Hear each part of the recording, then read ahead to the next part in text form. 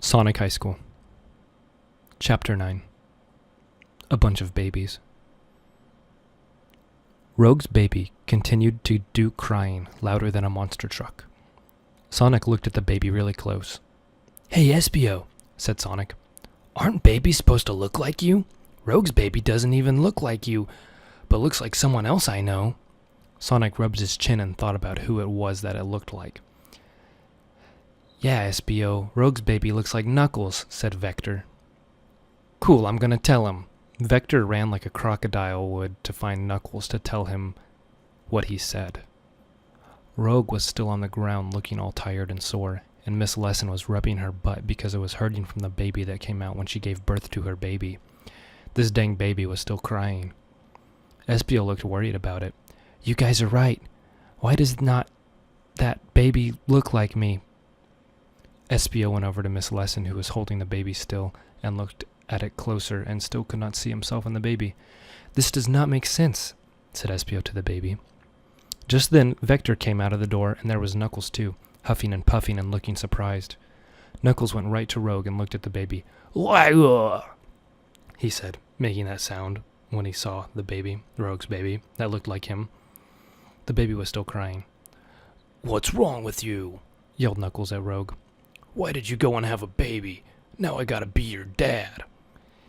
He kept yelling at her with the maddest feelings. Knuckles thought about his horoscope that he read this morning, and it said, "Your biggest fear will come true, so you better watch out." Now he knew what that meant. It was about Rogue's baby, because Knuckles did not want this responsibility. It is harder than having a dog. Rogue was tired, and Rogue's baby was crying, but Rogue was crying and scared of Knuckles' volcano rage and said, "I'm sorry, it was supposed to be Espio's baby. I'm sorry it wasn't because he would not treat me like this." What Rogue said sent Knuckles into the next level of his anger.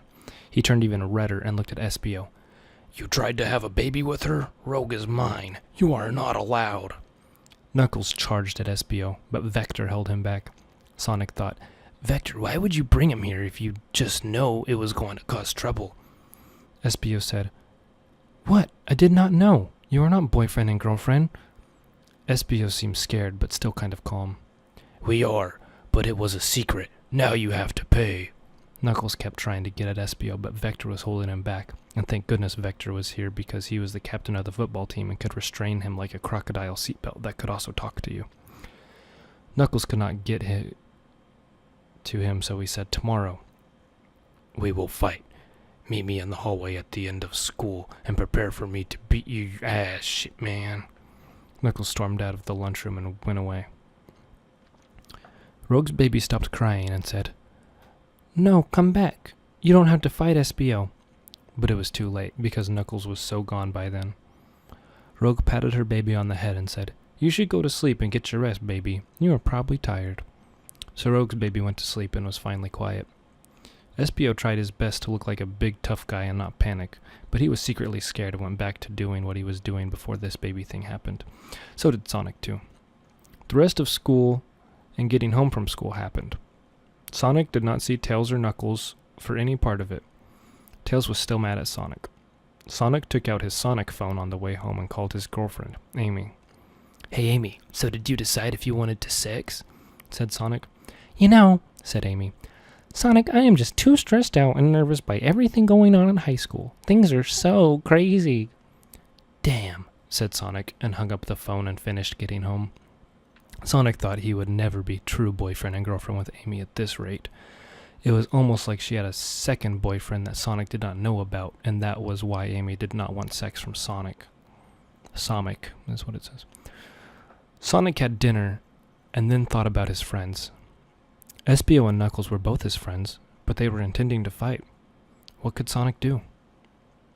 Sonic figured that they were still both his friend, but he would go visit Espio because he was not the one who said to fight, and because Knuckles had spikes on his hands that would make it hard to beat him in a fight. Sonic went to Espio's house. "Ding dong," said Espio's doorbell, and Sonic waited at the door. Espio showed up at the door and opened it. "Hey Sonic, thanks for coming," said Espio to Sonic. "You gotta help me prepare for this fight. We can start by learning how to get rid of puncture wounds." I was trying not to look nervous to Knuckles, but actually I was. Also, did you hear about Charmy Bee? Nope, I did not hear, said Knuckles back to SBO. Knuckles kidnapped that little gay and is threatening to hurt him if I don't show up to the fight tomorrow. So I have to, especially now, because the gods will crush my soul even if Charmy Bee is an annoying idiot loser, said SBO then back to Sonic. Oh no, that is really bad, said Sonic. Sonic knew this now had to happen too, because his morals were probably the best ever. He did not know Knuckles would stoop to such a mean thing.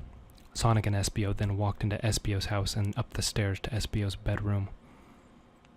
Our other friend is here too, said SBO just as he was opening the door to his bedroom. SBO finished opening the door and there was Tails, who was standing in SBO's room. The moment Tails saw Sonic, his face turned into a salad of anger, the devil, and lava.